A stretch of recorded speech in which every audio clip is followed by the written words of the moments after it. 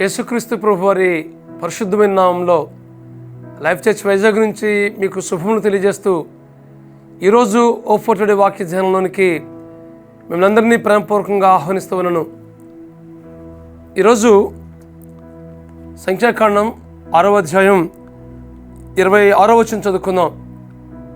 సంఖ్యాకాండం 6వ అధ్యాయం 26వ వచనం చదువుకుందాం.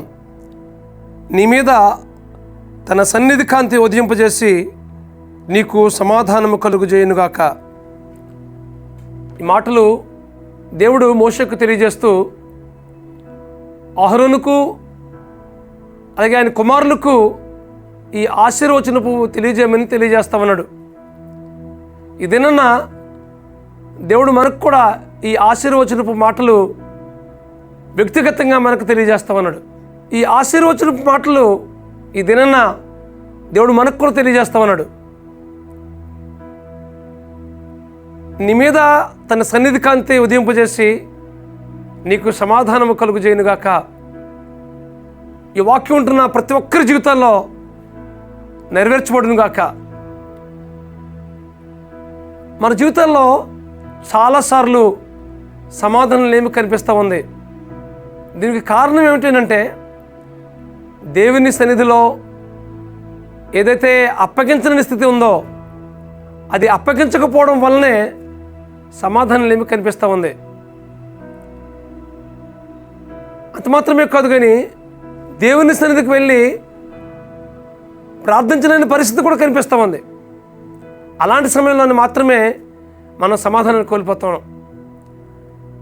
మన జీవితంలో నిత్యము సమాధానకరంగా మనం ఉండాలంటే దేవుని సన్నిధిని నిత్యము అనుభవిస్తూ ఉండాలి. అలా ఉన్నప్పుడు మన జీవితంలో సమాధానాన్ని, సంతోషాన్ని మనం పొందుకుంటాం.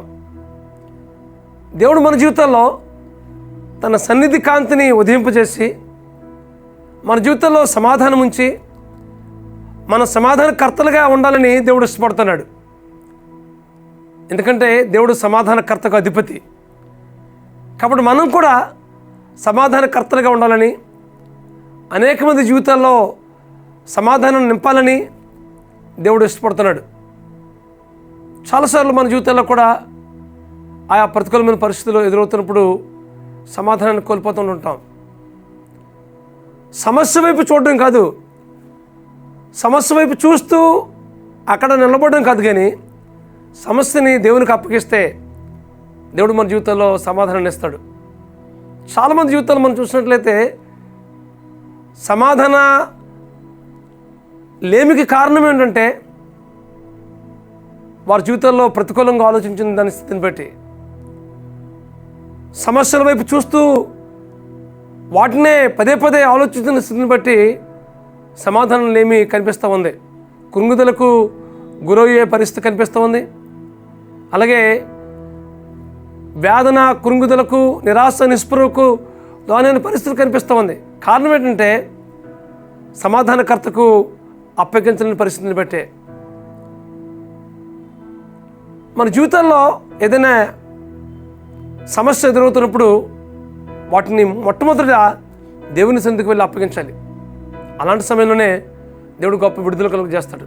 ఈ వాక్యం ఉంటుంది మీ జీవితంలో ఏదైనా సమాధానం లేమి మీ జీవితంలో అలుముకోయిందా? ఒకవేళ అలా అలుముకున్నట్లయితే దేవుడు మీ జీవితంలో శాంతిని, సమాధానం ఇష్టపడుతున్నాడు. ఆనాడు శిష్యులు కూడాను మేడగదిలో ఉండి భయపడిపోతూ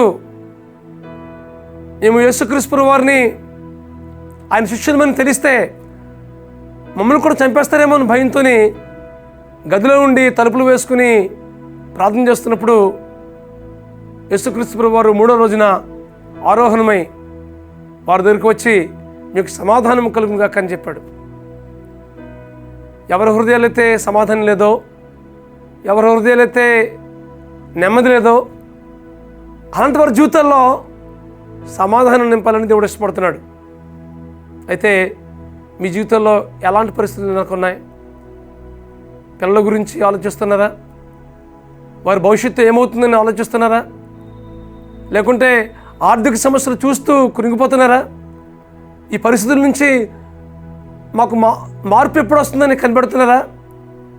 అయితే దేవునికి ఆ సమస్యను అప్పగించినప్పుడు దేవుడు మన జీవితంలో గొప్ప కార్యం చేస్తాడు. కాబట్టి ఈ వాక్యం ఉంటుంది మీ జీవితంలో,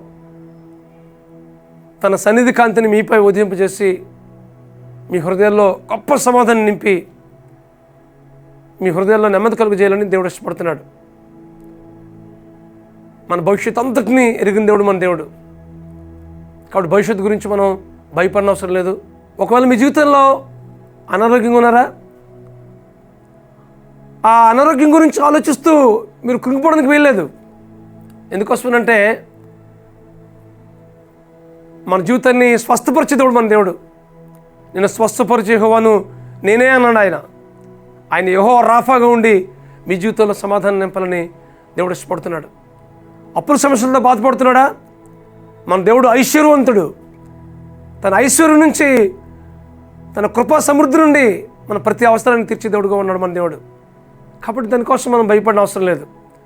కాబట్టి ఏ విషయంలో మనం కురుకుపడడానికి వీల్లేదు, భయపడిన అవసరం లేదు. ఒకవేళ ఏదైనా మీకు సమస్య ఎదురైందా, ఈ సమస్యని అంత మాత్రము తొలగిపోవట్లేదని ఆలోచిస్తూ నలిగిపోతున్నారా, అలాంటి సమస్యను దేవునికి అప్పగించినట్లయితే దేవుడు ఆ సమస్య నుంచి విడిపించడం మాత్రమే కాదు కానీ జయమిచ్చి మీ జీవితంలో సమాధానం నింపాలని దేవుడు ఇష్టపడుతున్నాడు. కాబట్టి తన సన్నిధి కాంతిని మీపై ఉదయింపజేసి మీ హృదయాల్లో సమాధానం నింపాలని దేవుడు ఇష్టపడుతుండగా పరిపూర్ణంగా దేవునికి అప్పగించుకుందాం. సమస్య వైపు చూడకుండా సమస్యను పరిష్కరించి సమస్య నుంచి విడిపించి జయమిచ్చే దేవుని వైపు చూద్దాం. అటు కృపా పరిశుద్ధాత్మ దేవుడు మీకు అనుగ్రహించి నడిపించునుగాక. ప్రార్థన చేసుకుందాం. బ్రహ్మస్వరూపుడా, మహాకృపగల మా తండ్రి, ఇదిగో ప్రభువా, ఇదేనా మీ ఇస్తున్న ఆశీర్వచన మాటలు జ్ఞాపకం చేసుకుంటున్నాం ప్రభువా. మీ సన్నిధి కాంతిని మాపై ఉదయింపజేసి మా జీవితంలో గొప్ప సమాధానం నింపి నెమ్మదిని అనుగ్రహించి వస్తుందిగా ప్రార్థిస్తున్నాం ప్రభువా. మా ప్రియుల జీవితాల్లో ఏ సమాధానం లేమితో బాధపడుతున్నారో వాటన్నిటి నుంచి విడుదల కలుగు చేసి గొప్ప జయమిచ్చి నెమ్మదిని దయచేస్తుందిగా ప్రార్థిస్తున్నాం ప్రభువా. ఒకసారి మీ కృపగలాస్తానికి మాకు అప్పగించుకుంటూ సమాధానకర్తగా ఉండి మా జీవితాన్ని నడిపించి మీరు మహిమ పొందమని మా ప్రభువును మా రక్షకుడునైనా యేసుక్రీస్తు నామములో ప్రార్థన చేస్తున్నాం తండ్రి. ఆమేన్, ఆమేన్, ఆమేన్.